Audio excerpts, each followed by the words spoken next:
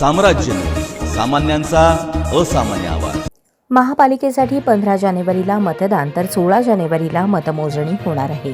प्रचाराच्या निमित्ताने सोलापूर शहरात मुख्यमंत्री देवेंद्र फडणवीस, तेलंगणाचे मुख्यमंत्री रेवंत रेड्डी यांच्यासह राज्याचे उपमुख्यमंत्री अजित पवार, एकनाथ शिंदे यांच्या सभा होणार आहे। निवडणुकीच्या निमित्ताने शहर पोलिसांसह एकूण 4600 पोलिसांचा बंदोबस्त नेमला जाणार आहे। त्यात राज्य राखीव पोलीस बलाच्या तुकड्या, दंगा नियंत्रण पथक, शीघ्र कृती दल देखील आहे। निवडणुकीमुळे 12 ते 17 जानेवारी दरम्यान सर्व पोलिसांच्या सुट्ट्या रद्द केल्या जाणार आहेत। सोलापूर शहरातील सण उत्सवात वर्षातील सुमारे 150 दिवस बंदोबस्ताची ड्युटी करणाऱ्या पोलिसांना आता निवडणुकीच्याही बंदोबस्ताची ड्युटी करावी लागणार आहे।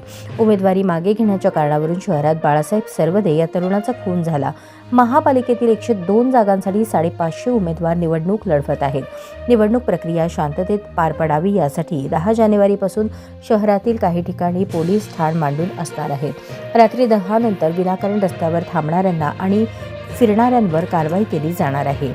दररोज पोलीस उपायुक्तांकडून गस्तीची देखरेख केली जात आहे। 12 ते 14 जानेवारी दरम्यान प्रचार रंगात येणार असून 15 तारखेला मतदान आणि 16 जानेवारीला मतमोजणी होणार आहे। त्याच्या दुसऱ्या दिवशीपर्यंत शहरातील विविध ठिकाणी पोलिसांचा बंदोबस्त राहणार आहे। त्यामुळे 6 दिवस पोलिसांना सुट्ट्या घेता येणार नाहीत। त्यासंबंधीचा प्रस्ताव पोलीस महासंचालक कार्यालयात पाठवण्यात आल्याची माहिती विश्वसनीय सूत्रांनी दिली आहे।